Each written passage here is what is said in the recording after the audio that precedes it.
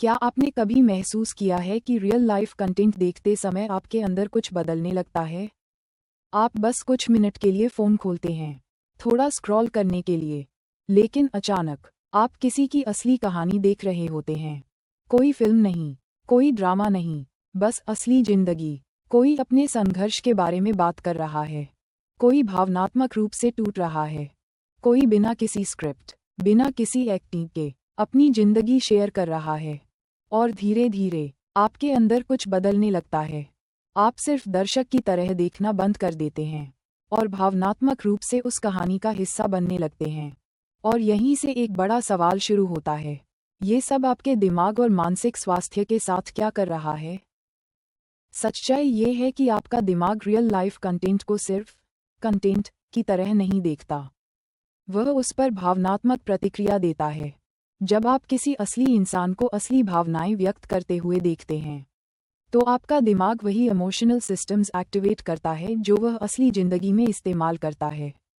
यानी आपका दिमाग ऐसे रिएक्ट करने लगता है जैसे वह स्थिति सच में आपके सामने हो रही हो। इसीलिए जब स्क्रीन पर कोई रोता है, तो आपको भी दुख महसूस होता है। जब कोई संघर्ष कर रहा होता है, तो आपको भी बेचैनी महसूस होती है। और जब वह इंसान ठीक महसूस करता है, तो आपको भी राहत मिलती है, क्योंकि इंसानी दिमाग भावनाओं से जुड़ने के लिए बना है।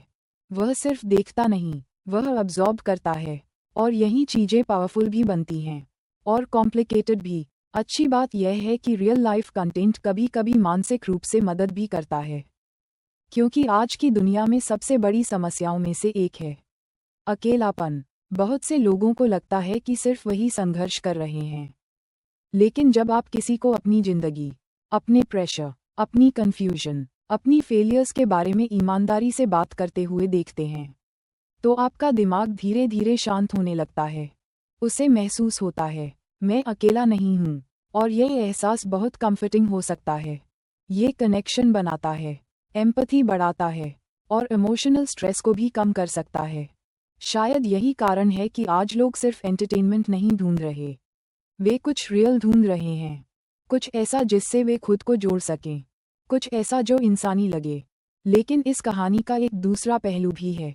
जब आपका दिमाग लगातार emotional real life content consume करता रहता है, तो उसे रिकवर होने का समय नहीं मिलता। हर इमोशनल वीडियो आपके दिमाग पर थोड़ा थोड़ा वजन डालता है।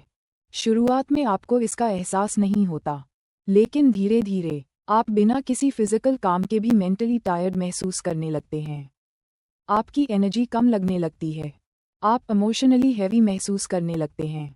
आप छोटी छोटी बातों पर ओवरथिंक करने लगते हैं, क्योंकि आपका दिमाग उन सभी इमोशंस को प्रोसेस कर रहा होता है जिन्हें उसने लगातार अब्जॉर्ब किया है।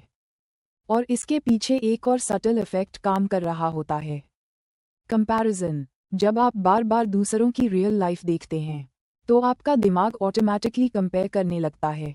उनकी जिंदगी, उनकी प्रोग्रेस, उनके स्ट्रगल्स, उनका कॉन्फिडेंस। और बिना महसूस किए आपके अंदर एक सवाल बनने लगता है, मैं अपनी जिंदगी में कहाँ खड़ा हूँ? उद्धरण चिन्ह। कभी कभी यही कंपैरिजन आपको मोटिवेट करता है, आपको बेहतर बनने के लिए पुश करता है। लेकिन कई बार यही कंपैरिजन प्रेशर बन जाता है और आपकी खुद की जिंदगी आपको धीमी लगने लगती है, जबकि शायद वह धीमी होती ही नहीं। इसलिए रियल लाइफ कंटेंट का असर इतना सिंपल नहीं है। ये पूरी तरह अच्छा भी नहीं है और पूरी तरह बुरा भी नहीं।